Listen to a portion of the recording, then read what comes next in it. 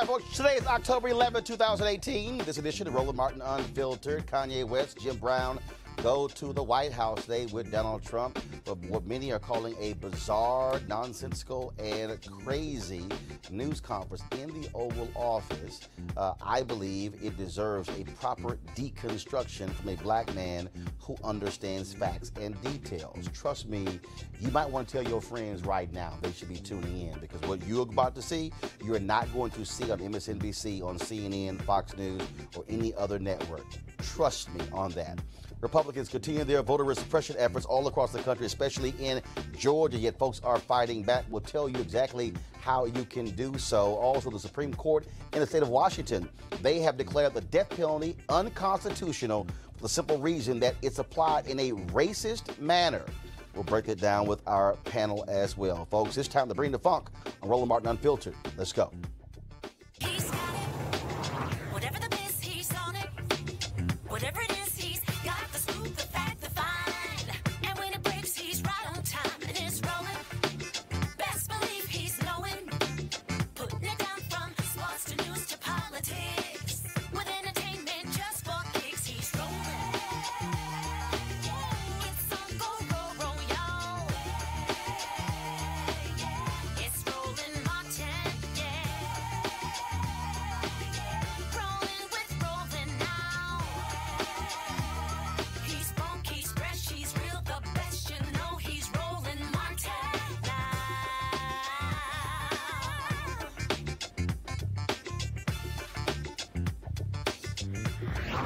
Martin. All right, folks, so I landed at IAD here in Virginia. Shortly after 2 p.m., my phone was blowing up with folks wanting me to comment on Kanye West's, some described as weird rant in the Oval Office with Jim Brown and Donald Trump. And so I then went to go take a look at what social media was saying, and folks like crazy about all the things that he was saying, calling him crazy, deranged, out of his mind. And so then I began to look at the video, and I saw also what some other commentators were talking about, and I said, you know what? As opposed to falling for that very easy trap, I believe that it requires a proper deconstruction. Donald Trump, of course, touted Kanye West coming to the White House in his Make America Great Again red hat, as well as Jim Brown, because he thinks that he's been doing such amazing things for black people. And so I said, let's do this here. We're going to actually play all of it, but not continuously. So we're going to start, then we're going to stop, then start, then stop. Let's go ahead and start with the portion of it, and then you want to pay attention to what I'm about to break down. Go. You know, people expect that if you're black, you have to be Democrat. I've had conversations that basically said that welfare is the reason why a lot of black people end up being Democrat. They say, you know, first of all, it's a limit to amount of jobs.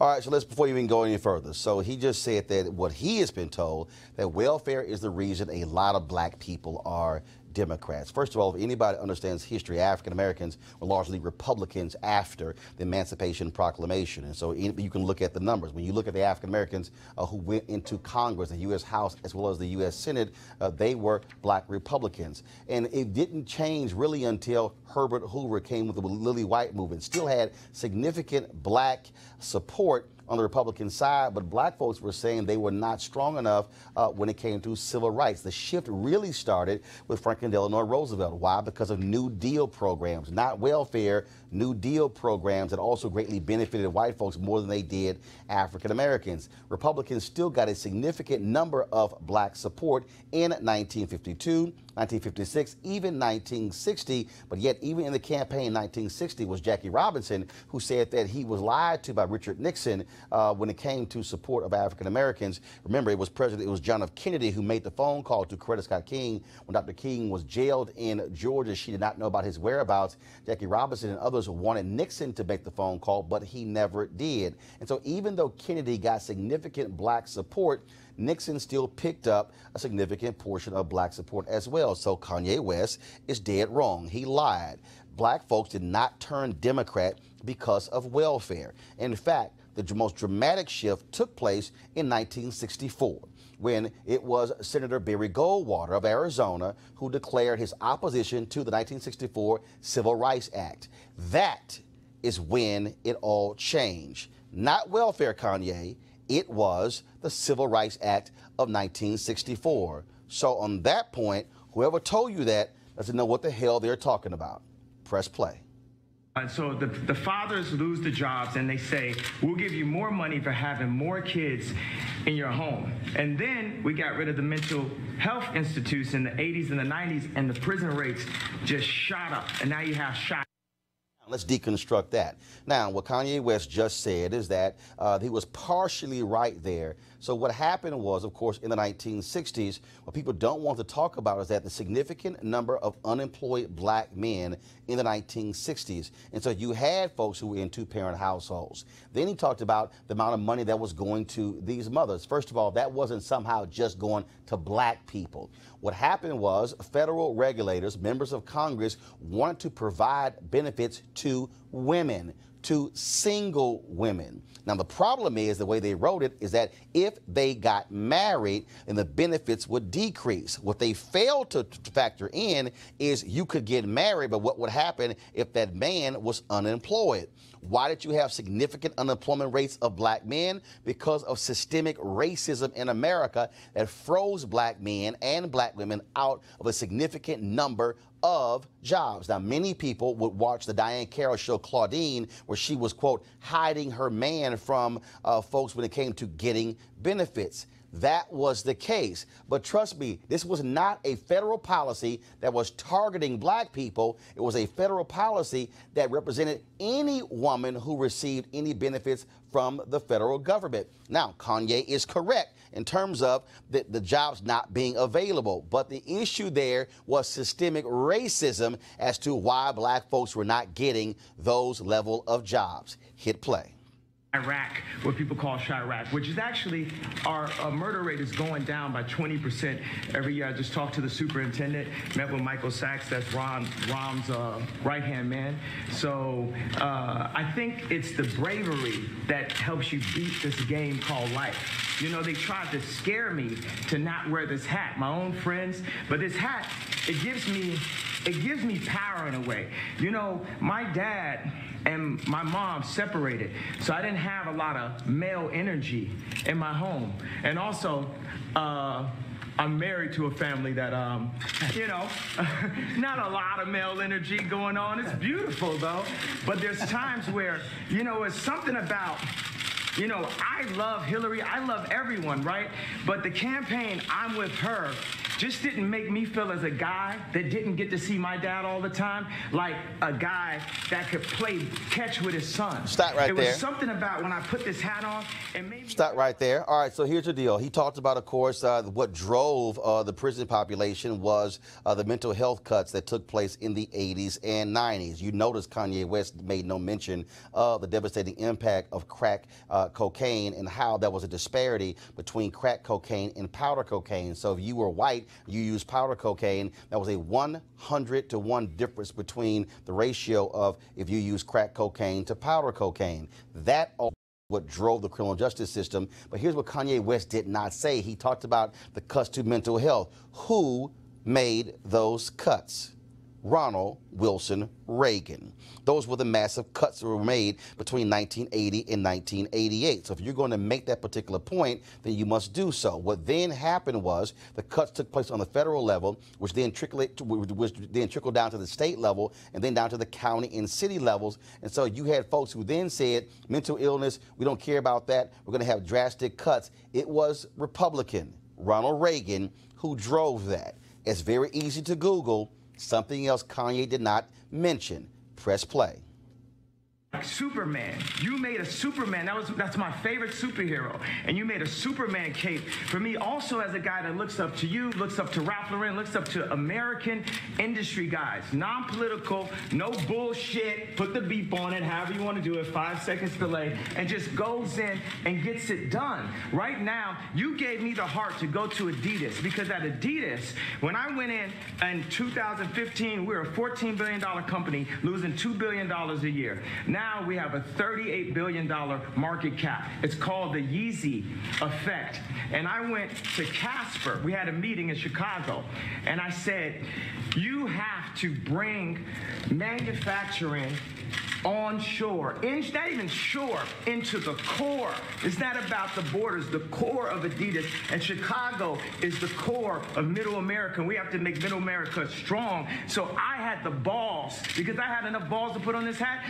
I mean, this Adidas thing made me a billionaire, and I could have lost $200 million walking away from that deal. But even with that, I knew it was more important for me to take the chance of walking away from that deal than to have no fathers in Chicago with no homes. And when we do have prison reformation, because it's habilitation, not rehabilitation, because we didn't have the abilities in the first place. We never had anyone that taught us. We didn't teach us. Exactly, we ain't had no one that taught us, right? So it's more important than any specific deal, anything, that we bring jobs into America. Stop right and there. That we. Kanye West talked about the value of Adidas. Go to my iPad, please. According to this breakdown here, the brand value of Adidas in 2015 was $6.2 billion, and then it was in 2007 it was $7.9 billion. Not quite sure where he got the $14 billion and $38 billion from. So the second thing is, when you talk about what Kanye West just said, did you just hear him say prison reparations? So is Kanye West saying that he is supportive of the United States providing reparations to African Americans? If so, he might want to further explain that. He talked about the need for jobs as well. Of course, the fundamental problem with violence in Chicago is not the issue of guns, it's actually jobs and education, which actually has been a problem for the last 70 to 80 years, because that's all as a result of Jim Crow. Chicago is called one of the most segregated cities in the United States. Folks might not want to talk about 1983, when Congressman Harold Washington was running for mayor, and when Walter Mondale came to Chicago to campaign with him on the north side, they bombed his car with eggs, attacking Harold Washington and Walter Mondale, because white folks in Chicago did not want to see a black man to become mayor of the city. Why? Because he would be in control of those resources. You don't want to talk about the political folks on the city council, Ed Verdoliak and others, who said we are going to stop Harold Washington from doing anything while he is mayor of Chicago. See, those are things that Kanye West somehow does not want to mention. And so when you talk about bringing jobs back to Chicago, well, then I'm trying to understand, Kanye, then what is the person across from you doing about that? Because Donald Trump has never presented a plan for Chicago. Just so y'all know, I've been at 2 of the 3 meetings he's had with television anchors. There's only one person who was in that room who has ever asked Donald Trump about Chicago and his plan for Chicago. And you're looking at him. And do you know what he said? My plan is strength. That was the word that he used. Now, it was an off-the-record meeting, so I decided to go ahead and tell you exactly what took place. Because, see, what I can't stand is to continue lying about, let's do something about Chicago, when you were asked directly by me, what is your plan for Chicago? And the answer was strength. That was the answer. Now, maybe he's thinking Kanye gets power from wearing that red hat. Somehow that's his cape. But the reality is, strength is a word. It's not a plan. Press play. Provide a transition with mental health in the American education curriculum that Jim has worked on. Larry Hoover also has a curriculum that he's worked on. We have Montessori curriculums that we worked on. WeWorks has a beautiful curriculum. The Waldorf establishment has a curriculum. We have meditation. There's a lot of things affecting our mental health that makes us do crazy things, that puts us back into that trap door called the 13th Amendment. I did say abolish with the hat on, because why would you keep something around that's a trap door? If you build in a floor, the Constitution is the base of our industry, right? Of our country, of our company. Would you build a trap door that if you mess up and you accidentally, something happens, you fall and you end up next to the Unabomber? Come back to me. Okay, here's a piece from February 2018 from the Mental Health America, how Trump's budget will affect people with mental health conditions. What it says in Donald Trump's budget in fiscal year 2019, the budget request was $68.4 billion from the Department of Health and Human Services, which is a $17.9 billion or 21% decrease from the 2017 levels. That means that Kanye West is talking about and ranting about the importance of mental health, yet the person sitting across from him, who is smiling at him and happy with him wearing a Make America Great Again hat, proposed to cut mental health budget by $17.9 billion or 21%. Press play. got to remove all that trapdoor out of the relationship. The four gentlemen that wrote the 13th Amendment, and I think the way the universe works, it's perfect. We don't have 13 floors, do we? You know, so the four gentlemen that wrote the 13th Amendment didn't look like the people they were amending. Also, at that point, it was illegal for blacks to read, or African Americans to read. And so that meant if you actually read the amendment, you get locked up and turned to a slave. Again, so what I think is we don't need sentences, we need pardons. We need to talk to people. I was diagnosed with bipolar disorder. I was connected with a neuropsychologist that works with the athletes in the NBA and the NFL.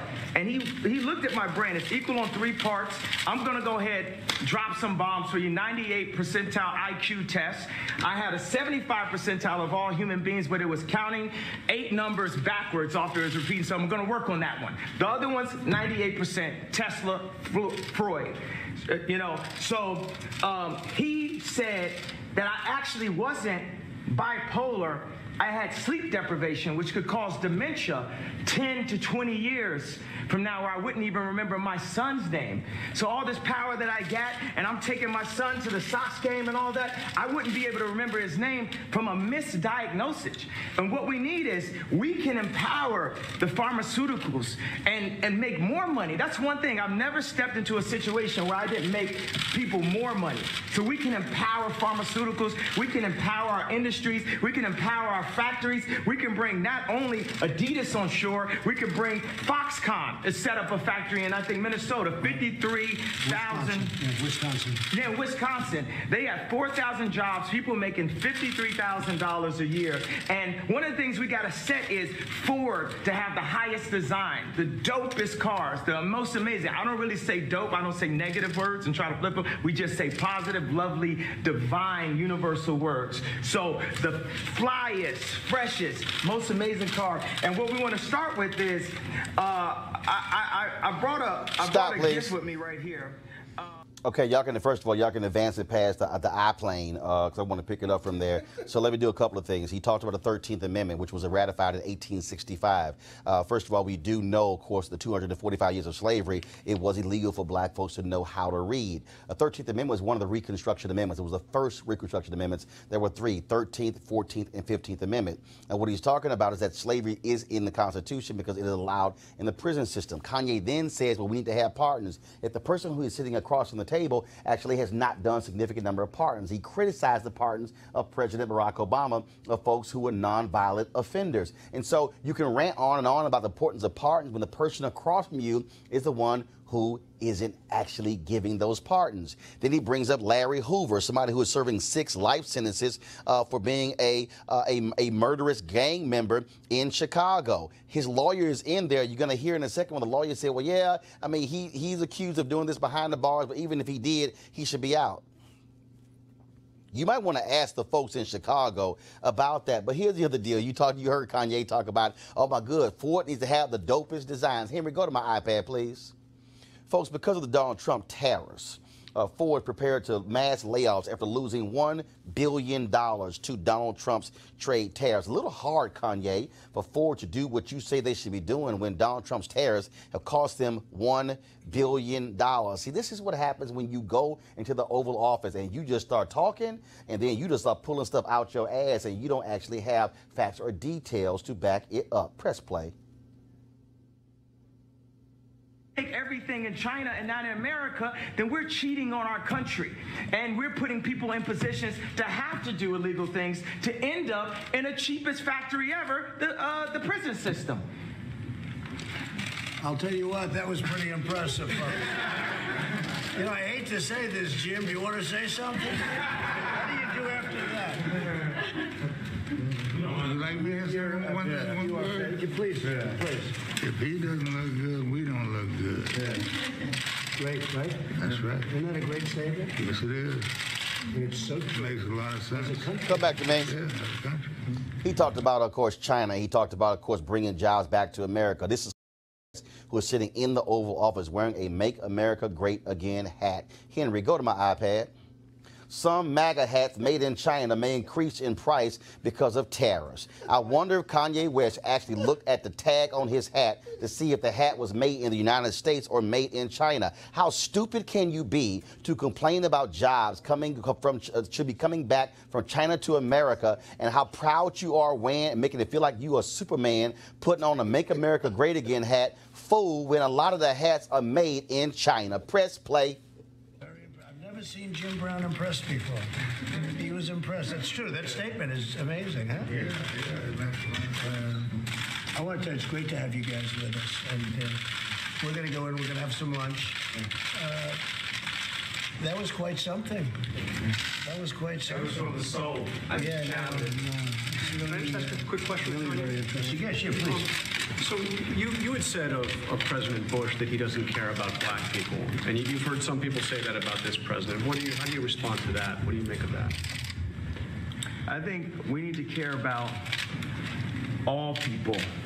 And I believe that when I went on to NBC, I was very emotional, and I was programmed to think from a victimized mentality, a welfare mentality. I think that with blacks and African Americans, we really get caught up in the idea of racism over the idea of industry. We say if people don't have land, they settle for brands. We want Polo Sport and Obama again. We want a brand more than we want land, because we haven't known how it feels to actually have our own land and have ownership of our own blocks. Stop, so when you don't please. have ownership, We don't know what it feels like to have ownership of our own blocks. Kanye, you might want to go look up Rosewood to see what black people own. You might want to go look up, of course, Wall Street near Tulsa to understand that. You might want to go look at those black towns that black people created in North Carolina and Virginia. The reality, Kanye, is after slavery, after the Civil War, black folks who were not given land, who were not given money, who were not given horses, who were not given anything, actually put their meager resources together to actually create their own communities, buy their own land, open their own stores. That is what happened. But what you need to quite understand, Kanye, is because of systemic racism and white supremacy in this country, black land was stolen from African Americans. In fact, you had individuals when black folks dared to even speak out about voting. Then they said, we're not going to extend you any credit when it came to the store in town. So therefore, they couldn't even buy any goods to actually farm their own land, which forced them out to give up their land. There were black people who were forced out of Mississippi, of Alabama, of Georgia, of Tennessee, of Arkansas due to racism, and they literally packed their families up from those places and left the land because white folks said, how dare you stand up for your rights? And so please don't sit in the Oval Office and dare say, Kanye, that black people have never actually owned anything when we have undeniable facts of black people owning land, owning stores, owning those things. In fact, when you also begin to look at the details in terms of what we've done those things, but you somehow keep saying that racism is a figment of our imagination, and we just keep focusing on that whole thing and how you have been able to do these amazing things. You could not do a damn thing if Harry Belafonte didn't do it, if Paul Robeson didn't do it, if Sidney Poitier didn't do it, if Berry Gordy didn't do it. Those were the people who took the daggers of Jim Crow, who took the indignity of not being able to walk through the front door and have to walk through the back door to allow you to be able to do what you do in music. Don't you dare act as if what they endured, somehow they were weak and somehow you were so much stronger when they paved the way for you to be able to do what you did. Press play. then it's all about how something looks. It's about the patina. It's not about the soil. It's not about the core. So we focus more on, is somebody wearing something? Did someone disrespect me, so I gotta shoot him? Or the idea of someone being racist. You know, we talk about police murders, which we definitely have to discuss, and we have to bring nobility to the police officers and make them, because police officers are just like us. But this is this whole hate building, right? And that's a major thing about racial tension. And we also, as black people, we have to take a responsibility for what we're doing. We we kill each other more than police officers. And that's not saying that the police officer is not an issue, because they are in a position of power. But sometimes they're in placement of law enforcement. They need to be law power. It's force versus power. You shouldn't have to force people to do that. So a lot of times the police officer is sitting there, they're being forced to do this and forced to do that block, and then they force somebody into something and force something. We have to release the love throughout the entire country and give opportunities. A lot of times it's just the overall lack of reparations that we, at any given point, we say, oh, this is racist, this is racist, this is racist, this is racist. So we don't have the reparations, but we have the 13th Amendment. We got to open up the whole conversation. So, and that's a move. One of the moves. Again, I'm just trying to understand here. So you talked about opening up the love with police departments. Is this not the same city where he's from, where you just saw Jason Van Dyke, who was convicted of second-degree murder in the case of Laquan McDonald for shooting him, lying by saying Laquan McDonald was charging him? Is this the same city where you have a black cop right now who is on trial for being an absolute thug for shaking folks down? Is this the same city in the Laquan McDonald case where several cops erased the video at the Burger King and lied in their testimony, lied in the report? Is this the same city of Chicago where a judge said there were 8 cops who lied on the witness stand? They were flat out lying, and he busted them and reported them, yet the Civilian Oversight Board did not move on those cops. Are you also talking about the same Donald Trump sitting across from you who just stood before police and said that he supported stop and frisk, even though it is a racist policy? We should talk about racism, Kanye, but Donald Trump actually said supporting racist policy. And not only that, is this the same person you're sitting across from who Jeff Sessions is Attorney General, who is opposing the consent decree in your city of Chicago, which is designed to force these cops not to use of force, yet you are talking about the whole issue of enforcement and power? Sounds to me like they have all of the power in Chicago, Kanye.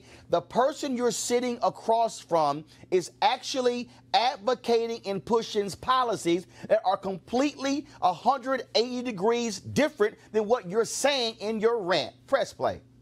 What I love that liberals tried to do, the liberal would try to control a black person through the concept of racism, because they know that we are very proud, emotional people. So when I said I like Trump to like someone that's liberal, they'll say, oh, but he's racist. You think racism can control me? Oh, that don't stop me. That's an invisible wall. But you don't think you reject those who say he's racist? You have one question, we're going to go to another question. Okay. I answered your question. I don't answer questions in simple sound bites.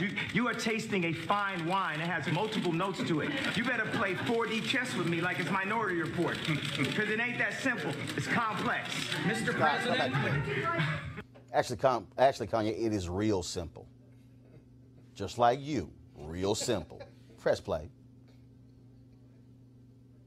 I'm from the Chicago Sun-Times, so I would like to know what you would like to ask President Trump to do for Chicago. You're here to talk about crime in Chicago. The thing that the head of the police and Mike Sachs met with me last night at the Soho House about was, we feel that stop and frisk does not help the relationships in the city. And everyone that knew I was coming here said, ask about stop and frisk. That's the number one thing that we're having this conversation about.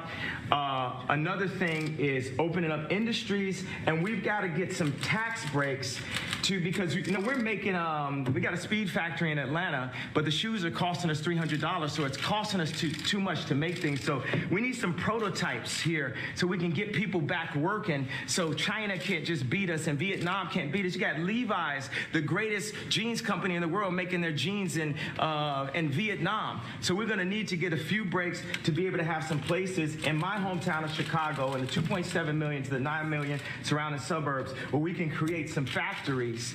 Now, I think it would be cool for them to be Trump factories because he's a master of industry. He's a builder. And I think it would be cool to have Yeezy ideation centers, which would be a mix of education that empowers people and gives them modern information. Like sometimes people say, this kid has ADD, this kid has ADD. He don't have ADD, school is boring. It was boring, it's not as exciting as this. We have to make it more exciting, we have to mix curriculums. You play basketball while you're doing math. You learn about music while you meditate in the morning. We have to instate mental health and art programs back into the city. So those are, and also Larry Hoover is an example of a man that was turning his life around. And as soon as he tried to turn his life around, they hit him with 6 life sentences. So I believe you say don't tear down the statues. Larry Hoover is a living statue. He's a beacon for us that needs to see his family, that needs to go out and represent. When you have a block leader on every single block, they can own the block as their own. That's something I learned from Jim Brown from A Mayor I Can. We need to put curriculums from people who really came from the streets, not people who are just trying to set us up to go into a work-some more prison system that applies to what people are really going through, which Jim Brown has created. What about gun violence with all the debate about the Second Amendment going on? The problem is illegal guns. Illegal guns is the problem, not legal guns. We have the right to bear arms. President Trump has said that he favors stop and frisk. Are you guys going to be discussing that? Do you think he can change his mind? Yeah, we're gonna discuss. I didn't mean to put you on blast like that, bro. But it's definitely. I'm open-minded. I'm here. Yeah. Come back. Mr. President, would you like him to speak up? Come back. Oh, I didn't mean to put you on blast, bro. Do you realize that just 2 days ago he gave a damn speech in Chicago, touting stop and frisk, saying it should be national policy? And now, oh, I'm open. No, he's not. You're getting played, Kanye. Oh, by the way, great rant about education. And you know, you're absolutely right. We should have music back in schools and arts back in school. Here we go to my iPad. A Trump administration 2019 budget proposing a decrease of $3.7 billion in the Department of Education. Looks like Donald Trump ain't really down with you. But also, Kanye, while you also having your conversation, talk about how the Trump administration is allowing for-profit universities back into the door and basically stealing money from students. It's amazing what happens when you do not read or watch this show. Press play. One of your rallies. He can speak for me anytime he wants. He's been a great guy. He's a smart cookie. Smart. He gets it. These two guys, Jim Brown, he's been doing this for a long time. Is a future presidential candidate? Could very well be. Only after. Could very well be. That's good. I'm glad to hear that. We have a good, and the thing is, let's stop worrying about the future. All we really have is today. We just have today, over and over and over again, the eternal return, the hero's journey. And Trump is on his hero's journey right now. And he might not have expected to have a crazy motherfucker like Kanye West run up and support. But best believe, we are going to make America great. Now, the thing is, another thing is black people have an issue with the word again. And I believe my feeling from that is because I'm going to go all the way Sigmund with it, because time is a myth. All we have is now, all we have is today. So the word again, it doesn't hurt us because of the idea of racism and slavery and different things. It hurts us because we need to focus on who we are now, today. I believe. So I actually brought some hats in that have a bit of a transition. I'm not trying to put you up there on the spot a little bit. I made a hat that says Make America Great.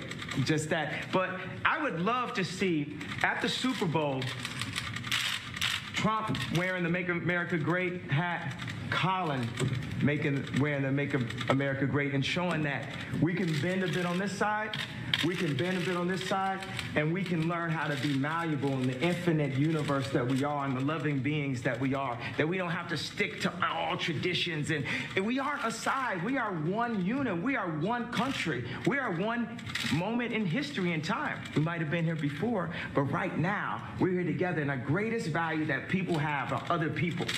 And we need to stop working on red and blue. It's like a gang again. You're in the Oval Office. Okay. How does it feel to be in the Oval Office? Oh, it is good energy in this. Isn't it good energy?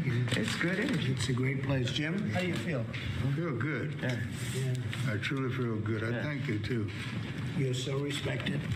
And what Kanye's doing has been incredible. All over the world, they're talking about this. And I have to tell you, I had important meetings today with senators and with everything. Nobody cared.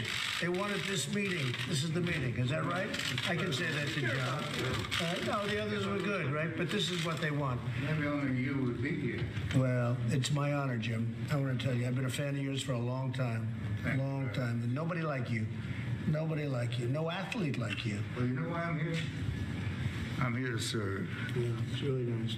I'm not here to ask for anything. I'm here to contribute. You know, that's always been the way Jim has been for a long time. And he Come just back. wanted to help. And I'm here to serve. I'm here to contribute. I'm not here to ask for anything. How in the hell can you sit next to somebody who just talked about mental health, who talked about high incarceration, who talked about violence, who talked about the need for all of these things in our schools? Every single thing Kanye West said, the person sitting across from him stands against. And then the one time in the meeting where Kanye actually was challenging something he said, he apologized. Oh, I didn't mean to put you on blast, boss. That's actually what he did.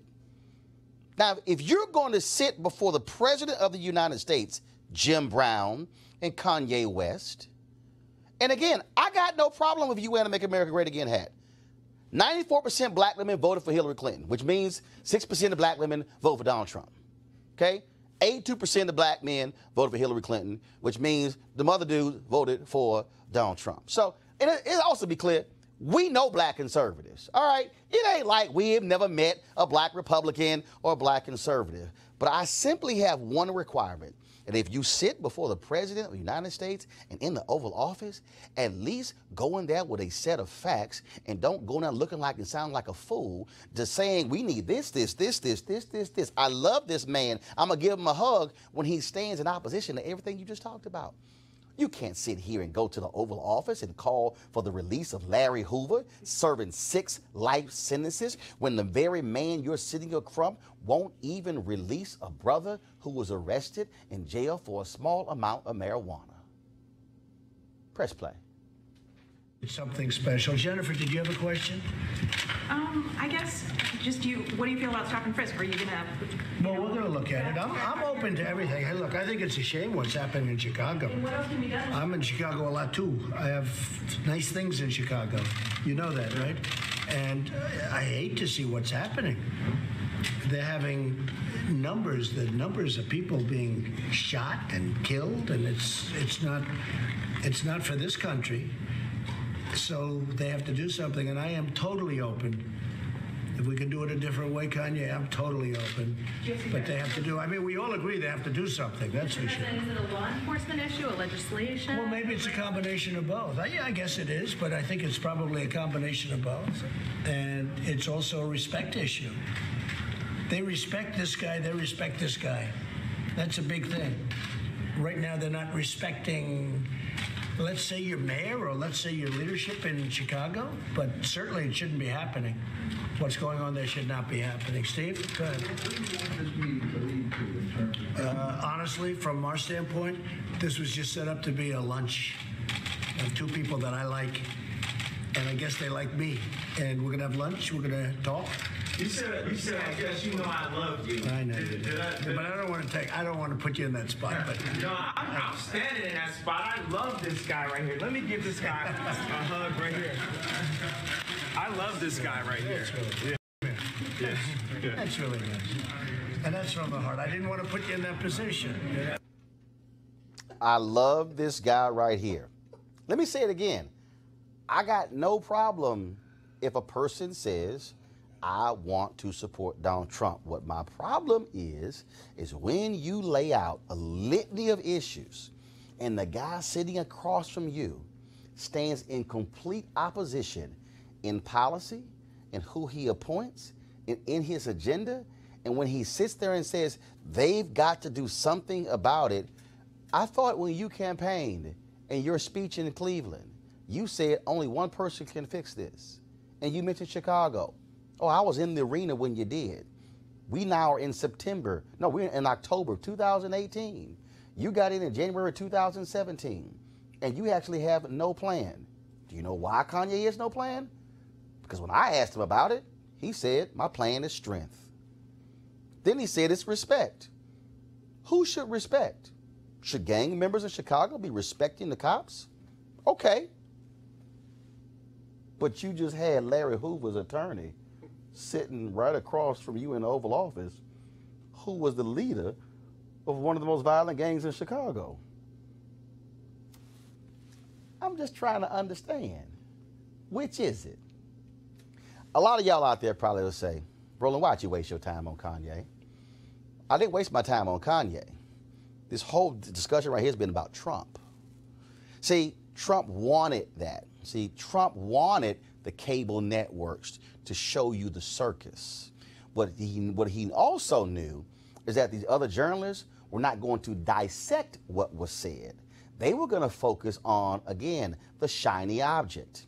I wanted all of you to understand everything Kanye said, and then get the facts of what he said, and then show you the juxtaposition of him sitting there saying, I love this guy in his hat, yet the guy he loves has policies that are in complete opposition to everything he said in the meeting. Last point, Kanye West said that we as black people should only be concerned about today. We should not be concerned about what happened before. See, here's the problem, Kanye.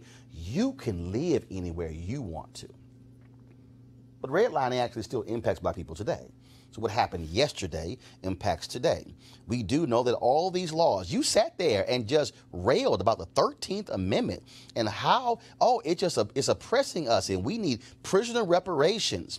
Yet we do know that there are laws right now that are denying people of color, especially black people, the right to vote because they served time in prison, and laws dating back to the 1800s and the early 1900s, which means, Kanye, that things that were passed then impact us today. When we begin to talk about any number of other things, we can still talk about education.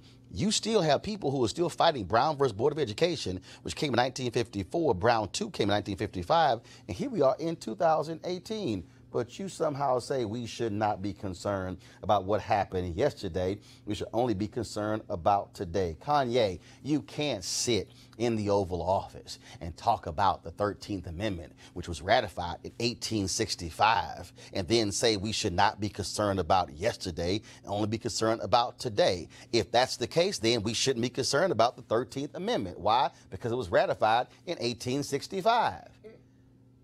You don't even understand what you're saying. You're even contradicting yourself.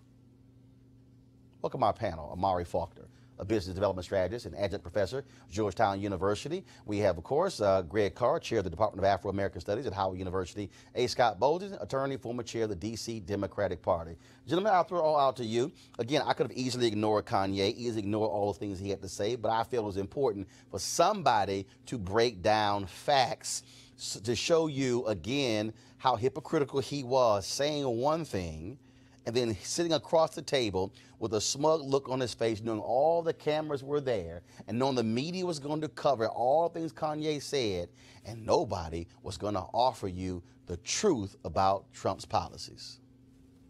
I think that you did the nation a service, brother, by doing that.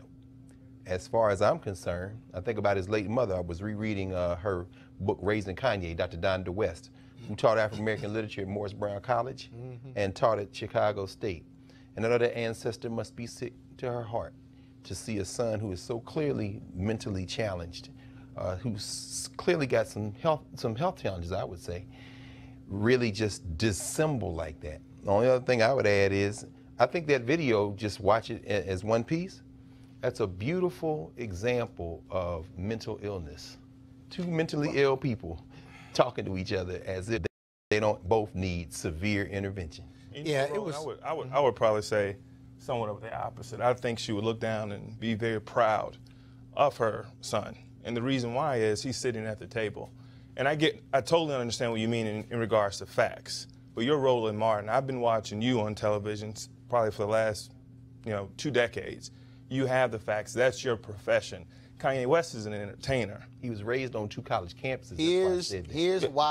Here's why I will not let him be an entertainer off the hook. That's right. And I.C. Davis was an entertainer.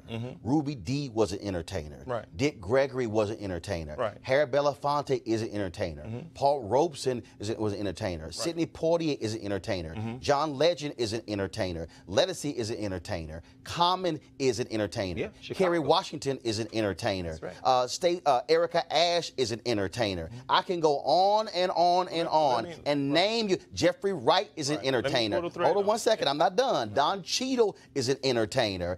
I can go on and on. These are individuals who at least will attempt to read.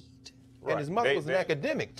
He was raised on This is not a guy who. Come on. This guy, this is a guy whose mama was a college professor. And took him to class. Bruh, I mean, you let them off the hook. No, something's wrong with that man. Off the hook. What I'm trying to say is that what I saw is a person that's sitting at the table. He brought up some very important issues to the President of the United States. No. The President of the United States talked, to your point, in Chicago about stop and frisk, and he said that wouldn't probably be good for the community. What? I think the stop and frisk. Who said that? Kanye said that. Right. He said it probably But then he wouldn't be good. said, oh, I'm sorry to put you on blast. Roland. Here's my whole point. When you at the table, Kanye was not talking to him.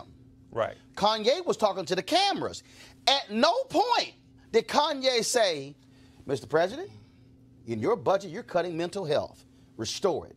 Mr. President, you're cutting education. Restore it. Mr. President, you came to my city 2 days ago and declared stop and frisk should be national policy. That, sir, is wrong. I'm here to tell you you should rescind that. Roland, that's the most I've ever heard Kanye West talk before in my life. But let me. Well, actually, I've heard him talk longer than that, and I still didn't hear it. You gave over almost 30 minutes of your show to watch that. What I'm trying to say is, when I look at that, you can look at other young men around this country, other young black men in Chicago that may have similar dreams to Kanye, that you can actually make it to the point that you're in the Oval Office. I like this point. I like the point he made, and regardless of how he felt, and Jim Brown, how they felt in the Oval Office. But here's the deal, though. I like those you can like how they felt in the Oval Office, their opinion. but if, first of all, you can have your opinion, but when I'm opposite the very man who has policies that are completely opposite of what I'm advocating, and I'm just happy to be there. Which is your opinion? My point is, no. Hold on. That's not opinion. The entire segment, Roland, the entire segment was about you being right and him being wrong. No. Stop. That's what it was all about. Here's where you're wrong. My segment was about what the details are. Right. Can you refute a single detail I offered?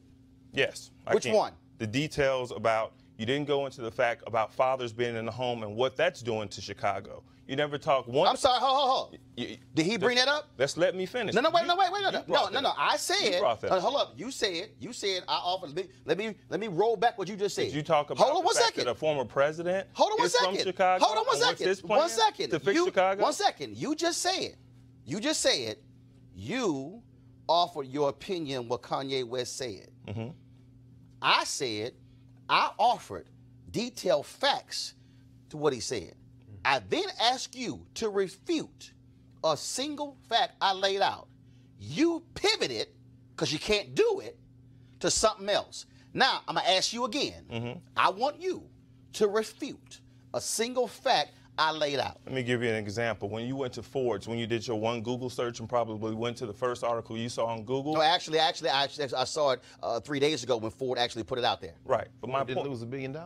But my point is, he mentioned about Ford having the best cars, had a vision. There's nothing wrong with that. Right. What's absolutely wrong with that? But I laid out the context that while you're saying Ford should have these great designs, Ford also is losing $1 billion due to the man across from him's tariffs. So can you think about that potentially? Ford has an issue with being able to do that. You can't have these great designs losing $1 billion, laying people off who look like me and you because of his tariffs. When Henry Ford created the Model T, he lost a lot of money too.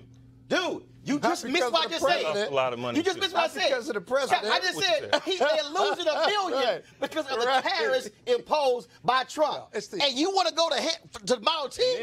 Bro, and come on, dog. then Roland, everything you talked about, every single thing that you talked about, it does not, you always blame the president. My point is, every budget, when you mentioned the education budget, The education, charter schools, that's not all federal money. The federal government is not the single most funder of all these things. Okay. You missed the fact that we have nonprofits, we have community leaders, hold we on. have businesses. Hold up, bro. The federal government is not the end-all be-all. Did you do your research? Yes. You did? Yes. Who created school choice as the Black Choice Initiative?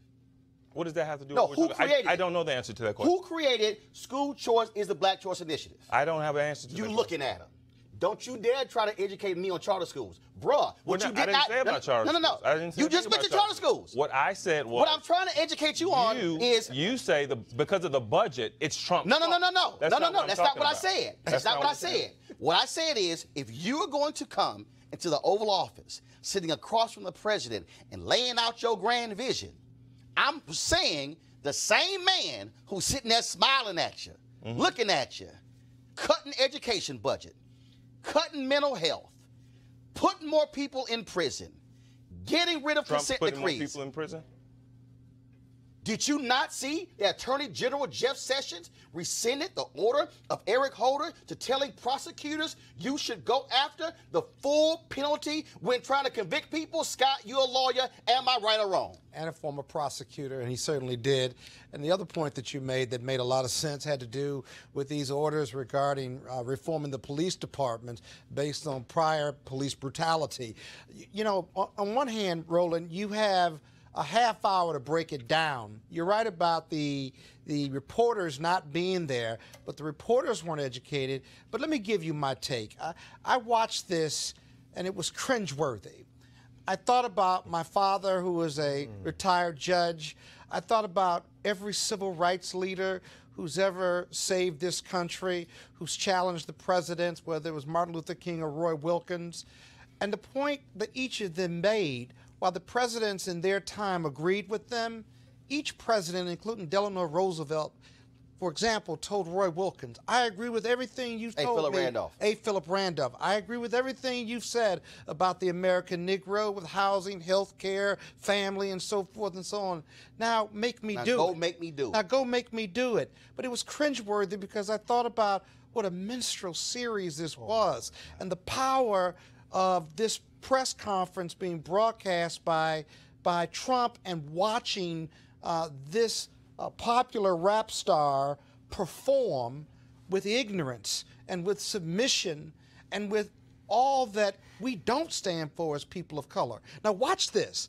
Now, white America looks at that and defines us. The press corps laughs. Listen to me. Defines us through the prism of what they saw with Kanye West. I am not Kanye West. I am educated. I'm at the top of the legal industry, and I don't represent that. And had I been at the White House, I would never go. But if I had been at the White House, Roland, I'm here to tell you that that litany of concerns would have been there. I would have read and researched and been prepared to challenge, and yet my invitation, if I wasn't allowed them to use me, that invitation would have been revoked. And in fact, when I looked at social media and I saw all these conservatives, oh, that's right, Kanye is not on the plantation. He's speaking his mind.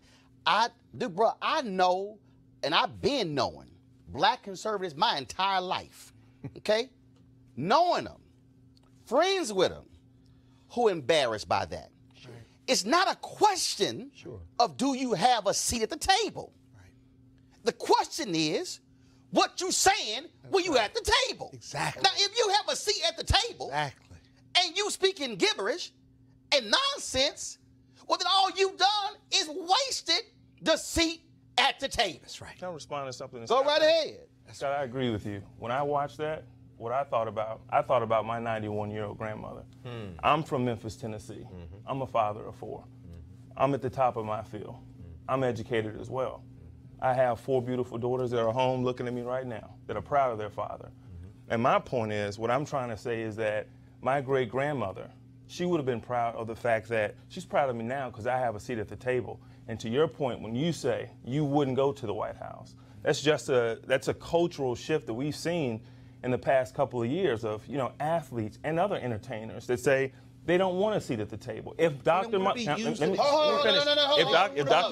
athletes, entertainers. Who? Can I finish? No, name them. We've had teams, the Golden State Warriors. We've had the Cleveland Cavaliers say that they will not go to the White House. No. Hold on, stop. You just said athletes, entertainers, and a seat at the table. Going to the White House and holding a jersey is not a seat at the table. And in fact, you mentioned A. Philip Randolph. Let me go ahead and quote. But can I finish my last hold on. I'm going to quote the table. Comment. I'm going to quote the table so you have context. Sure. A. Philip Randolph said this. Yes. At the banquet table of nature, there are no reserved seats. You get what you can take, and you keep what you can hold. If you can't take anything, you won't get anything. If you can't hold anything, you won't keep anything. And you can't take anything without organization. Explain to me having a seat at the table and you got nothing to say when you lay all these things out and literally the person across from you stands in direct opposition to everything you just said. My great-grandmother, she wasn't A. Philip Randolph, but she was born in 1901. She couldn't read or write, but she can count money like no one else. And she left a legacy for her children. And I respect that woman from Memphis. And what I would say is, still ain't answer my question. She always told me, with the White House? She always told me, you always take the seat at the table because you have an opportunity. If Martin Luther King Jr. would have said the same thing about Lyndon Johnson, who many have said he was a known and open racist, I'm not going to sit across the table from him and work for the betterment of black people. Hold up, bro. Because do I need to play some audio tapes of what? Of what MLK said when he was in the room? He had a seat at the table. No. He was in the room. See, this is the mistake you keep making. You keep focusing on I had a seat.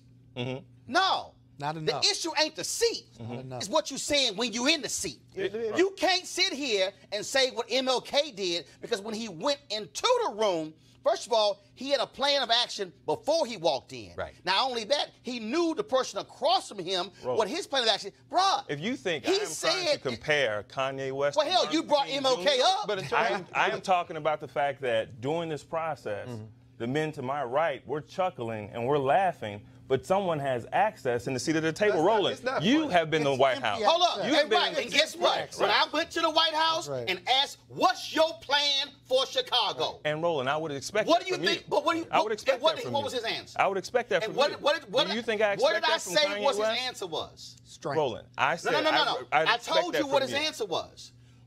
How offended are you when I asked the question, what's your plan for Chicago? And he went, strength. I'm not offended by that. Well, Donald Trump is. Is that a plan? No, it's not a plan. What was Barack Obama's or George Bush's plan for Chicago? Let's just look at what was Rahm Emanuel's plan? Real quick. The President Obama's.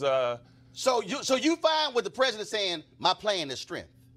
No. I am fine with the fact that President Trump seems to be doing something to address this issue. Hold up. Hold up. Really? Hold up. One second. Where's the evidence? Make them right either. This is the evidence. No, 1 second. Where's the evidence? This is the evidence. We are talking about it today. For the past 10 years. That's the evidence? For the past 10 years. That's the evidence? Bringing a spotlight. Let me ask you a question. When has Donald Trump, since he's been president, even before when he was running, when did he go to Chicago to address the issues? But you said while he was running?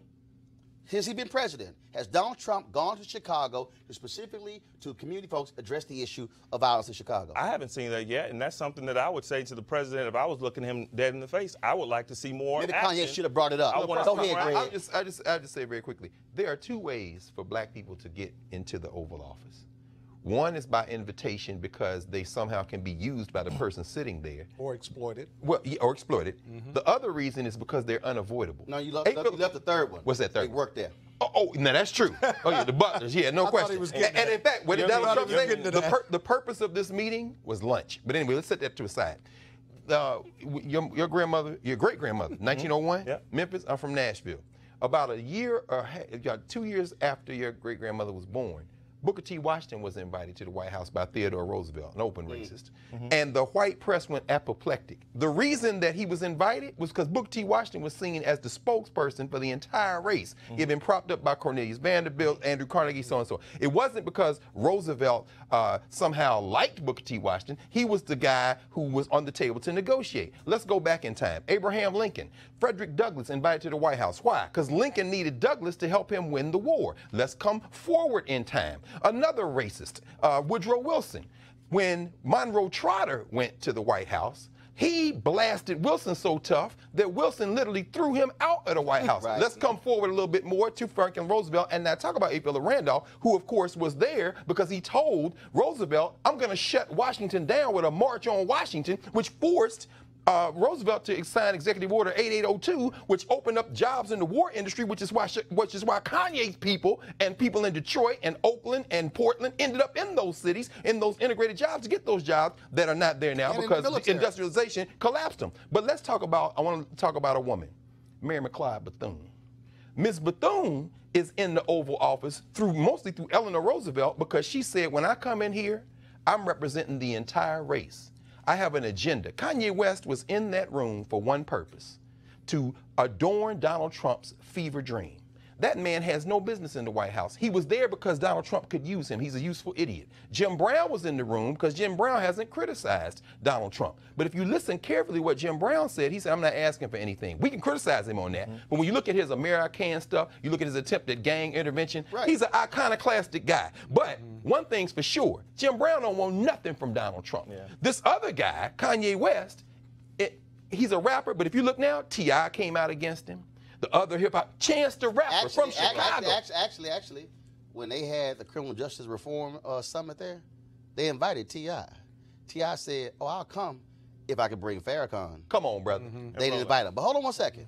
You said your 91-year-old grandmother from Tennessee, huh? Yeah. Got you. You ever heard of Dorothy Cooper? Uh-oh. No, I haven't heard. Dorothy Cooper was a 96-year-old black woman in Tennessee who in 2012 election couldn't vote. You know why she couldn't vote? Because Republicans passed their voter ID law, and she had to have her marriage certificate, which she could not find because she got married by 50-plus years earlier. Now, how would your grandmother feel about that when the person he's sitting across from supports voter suppression? Oh, and that's a really good question. How would you feel that right now in Georgia, that the Secretary of State in Georgia, Republican Brian Kemp, 1.4 million registrations he's thrown out. Right now, some 53,000 voter registrations he's holding up, 70% of them African-American, Republican. How would you feel about the Republican Secretary of State in Missouri, who just got admonished by a federal judge who ran a commercial telling folk they had to bring their voter ID to vote, and the federal judge said that was a lie? How do you feel about a conservative Supreme Court who just affirmed a voter ID initiative in North Dakota, which said that you had to have a physical address, not a P.O. box, when some several thousand Native Americans, the folks who were here before white folks, they live on a reservation, don't have a physical address. And so here you got Kanye, because I didn't hear anybody bring up voter suppression. I didn't hear anybody bring up Trump. Why are you supporting policies, and why is your party and McDaniel, the GOP chairwoman, why are you supporting efforts to deny black folks the right to vote? Why did your Attorney General, Jeff Sessions, go side with the side of Texas when 5 federal judges ruled that their voter ID initiative disenfranchised 600,000 people who look like you and me and Latinos? That's the same person he hugged with, I love you, guy. So you tell me this, if you're going to have a seat at the table, are you going to bring voter suppression up? Well, we can start calling her Big Mama, because that's her name. We don't have to say great that's name. right there. So we can start calling her Big Mama. Big Mama. But let me first say this. Let me first say this. I hope no one misconstrues the fact that I am trying to compare any of the men that you mentioned to Kanye West, because they're not. But let me tell you what Big Mama would have told me, and let me show you the example that she said. On voting day, she got away to the polls. She could not drive. She could not read. She could not write. Did you skip what I said? No. You asked me a question about what she would say. I'm telling you. I'm telling you. Bruh, Let me Dorothy finish. Cooper wanted to go to the polls. Can I finish? Dorothy Cooper voted her entire life, but she was denied the right to vote because of Republican voter suppression efforts. You asked me a question. I'm giving you the response of what my great-grandmother taught me. But you didn't answer the question. I'm answering the question. She made sure, and before anybody took her to the polls, months before, she made sure everything was buttoned up from her end, and she always told us. Did you not just hear what I said? They said you need your marriage certificate. The woman got married like 60 years earlier. Right. What are you talking about? Right. No, do you know how many old? We're not blaming Do you know how many old people in Wisconsin, Roland, Mississippi, Alabama, Florida couldn't vote because they said I can't find my marriage Or certificate. I don't have a birth certificate. Roland, the point I was born at home. Roland, the point I'm trying to make is we need to, just like Big Mama did, we need to focus the conversation on voter education so we can teach our young men and women the importance and the responsibility of your right to vote. What we have That's to do what we need is to do. go after Republicans who say that you can't submit a certificate from the Bureau of Vital Statistics. Right. You need to submit the birth certificate with the raised seal. That's the only one we're going to accept. Bruh, don't try that. The reality is this Don't here. try what? If this woman, this sister, 96 years old, Right. she said, I don't know what my marriage certificate is. Their deal is if you don't have the raised seal, that's the only one we're going to accept. Why would they only say the raised seal? Even though when you go get a copy, you're getting it from the state. They said, no, you can't use that one. We want the raised seal. But this a They don't have access to it. No, hold on. I want you. Are you implying, just out of curiosity, I've heard you talk about this issue on your segment or not. Do you imply that these type of raised seals or photo ID and these laws are only just for black people? No, They only impact black people? What I'm Just out saying of is curiosity. the studies show disproportionately who they impact. What I'm showing you is that in Philadelphia in 2012, the head of the Pennsylvania Republican Party stood in front of the cameras and said Mitt Romney is going to win Pennsylvania because of voter ID. And what they did there was they said, okay, we'll offer you a free ID. Well, you know what the elderly had to do? The elderly had to go to the office, sign an affidavit to get the free ID, go back home, wait for it to be approved, go back to the office to pick up the voter ID, and then come back home. Now, how many elderly folks do you know have the ability to go from home, office, home, back office, home? Here's the reality. Republicans across this country, I can go down the line because I've been covering this, bruh, for the last decade, have systematically attacked. And surgically. In fact, we got a federal judge in North Carolina that they use laser-like precision to target black voters. Bruh, it's in the federal ruling that North Carolina Republican Party used laser-like precision to target black voters. So to answer your question, it's yes. But look at Georgia, though. We haven't talked about Georgia yet. But look at the current Georgia law. The Georgia law, those 57,000 ballots that are kind of held up, and they say, well, they can file a provisional vote on November 6th. The law in Georgia is that, okay, so you fill out your voter registration card, right? If it doesn't match letter for letter, comma for comma, on some prior government forms that the individual may or may not have filled out, whether it's the government, whether you got married or divorced, if it doesn't match, we're tossing it. So if I put Roland Martin and not Roland S. Martin, it gets tossed. In fact, since you asked for the evidence, are they specifically targeting black people? I didn't ask you. No, actually, you did. You said, am I? No, hold up. Let me roll it back. Are you implying that these efforts are targeting black people? In North Carolina, they had email. Hold on. That's what you. Is that not what you asked? I asked you, do you think these issues are only targeted just to black people? They are largely targeting us because you know why North Carolina? They got the emails. They asked the question, when do black people vote during early voting? They came back. 70% of black people vote in the first week of early voting. So you know what they did? And they register on Sunday. They said, we're going to slash. They shut that down. Hold up. Talking black people. They said, we're going to slash all early voting during the first 2 weeks, and we're only going to have one location in the whole county. They got the email. Then they said, we're going to get rid of voting on Sundays. I wonder why. Souls to the polls. the evidence is there. So this ain't even a debate. And this is certified Republican Party politics and then rules. I can go down the states. Iowa, Pennsylvania, Georgia, Mississippi, Alabama, Tennessee, Arkansas, Texas, Florida. We can go down the line. This is a systematic effort, and what I'm trying to tell you is the person Kanye was sitting across from got no problem with it because he understands it's going to help his party. And all I'm simply saying is if you're going to have a seat at the table, you might want to bring that up. And right now, at this point, I think we have a seat at the table, and I think it's important. It's important that we focus on being proactive. Wow. Instead of being Hold up. You know what? Hold up. We are being proactive. Lawyers Committee for Civil Rights under law filing lawsuits. NAACP Legal Defense Fund filing lawsuits. And what I meant by that is the fact that we need to continue to push for policy to protect elderly people. Are you cool with voter suppression? No, I'm not cool with voter suppression. Are they wrong? Who are they? Is the Republican Party wrong for supporting voter suppression? Roland, a Republican Party or Democratic Party cannot stop me from voting. No, but you answered my question. A Republican. Hold up. Yes, they can. I've been a vote. I'm not going to give away my. Hold up. I'm gonna ask you. He just went down 4 or 5 different states where voter suppression, where a federal court has determined that they surgically did it against black people. 5 federal judges. And they can stop to educate. No. I'm gonna ask. Hold up. That's a nice pivot. I'm good at that too. But I'm gonna ask you a question again. Do you believe that the Republican Party in those states, they are specifically suppressing the vote? Do I think? No, I do not think that they are specifically oppressing the vote. So hold up. So even though a panel of federal judges wrote that was laser-like precision targeting black voters and overturned the voter ID law, you're saying that ruling was incorrect? Roland, what I'm telling you is I do not believe that there are Republicans that are going down the books and saying, I don't want black people to vote. We're going to stop and make them. They're not going to be able to vote. Oh, my God.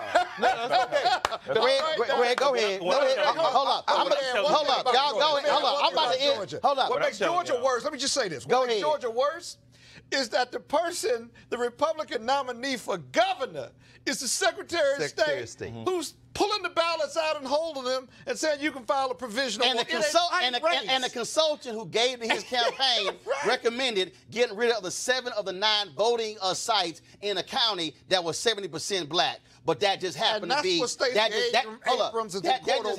happened to be like kind of accidental, right? That's a great message, Roland. I've been hearing you say this over and over every night. No, it's facts. Was this happening 8 years ago? No, bro. Yes. Oh, it has? Bro, at 2008. Were we talking about it? Yes, we were. Was the president talking about it? Yes, he was. What did he do about it? Which one? President Obama. Yes, wait a minute. What did he do about it? Hold up. Since you want facts. What did he do about it? 2012, when in Ohio, Republican-led county boards extended voting hours with Republican counties and cut voting hours in Democratic counties, it was the Obama administration, his campaign, who sued the Secretary of State, sued Ohio, took him to court, and the Secretary of State of Ohio admitted that was wrong. Now you got your facts. Go ahead, Scott. Bruh, don't throw something out, bruh, if you ain't got the facts. My point, Roland, Scott, go ahead.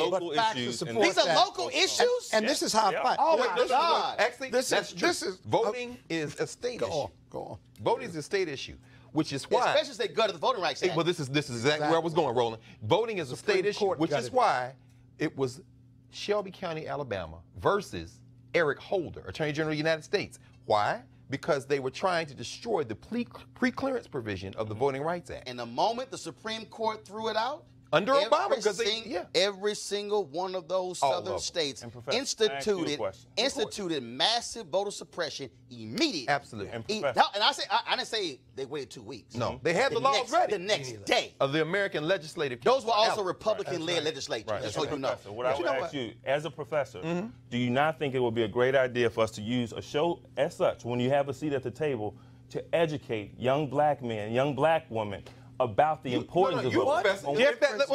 That's actually I got a good answer. They are suppressing our vote. Let me give you a very basic. Today is Thursday.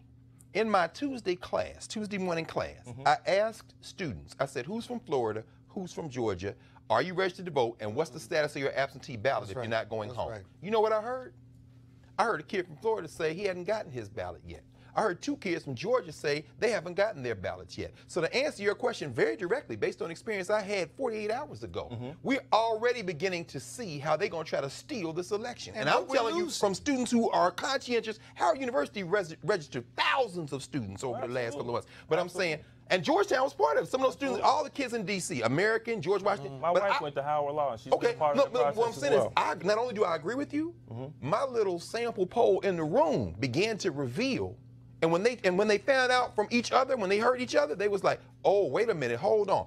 All those kids they are start now, to act, right? Scott, because they already acted. They sent for their Scott, my point is when they didn't arrive, they started to act. Scott, at the state level, county level, and even at the federal level, but at the state level, which we are trying to have more African Americans in governorships, in the state houses that we lost.